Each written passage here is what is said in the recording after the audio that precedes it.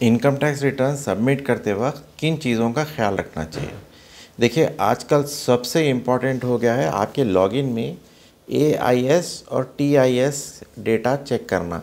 Login में जाएंगे, AIS TIS लिखा हुआ रहता है, उसमें AIS और TIS डेटा में सब कुछ रहेगा आपके बारे में जो इनकम टैक्स को रिपोर्ट हो चुका है। जैसे कि आपने कैश डिपॉजिट किया बैंक में, तो टोटल साल भर का कितना कैश डिपॉजिट कौन से बैंक में किया वो रहेगा।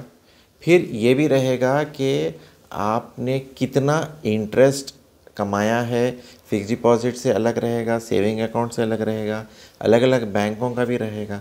तो उसमें आपको ये सारा पता चलेगा कि आपने क्या क्या डिक्लेयर किया और इनकम टैक्स में ऑलरेडी क्या क्या मालूम है।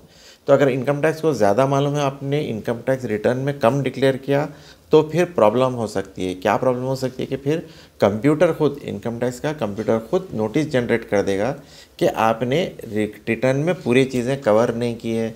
आपने कुछ प्रॉपर्टी सेल किया है तो AIS TIS डेटा में वो भी आ जाएगा। अगर आपको कुछ TDS कट हुआ है वो भी उसमें आ जाएगा।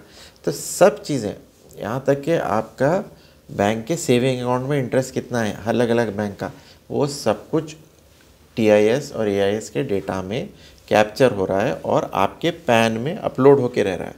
तो आप पैन लॉगिन जब करते हैं तो ये डेटा चेक करें और ये डेटा को क्लियरफुली चेक करें, बाद में आपका रिटर्न अपलोड करिए।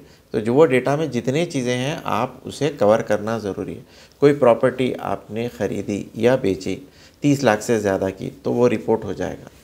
तो ये सब चीज़ें देखिए, वो जो कवर हुआ है उसके हिसाब से आप डेटा को कवर करके रिटर्न डालें।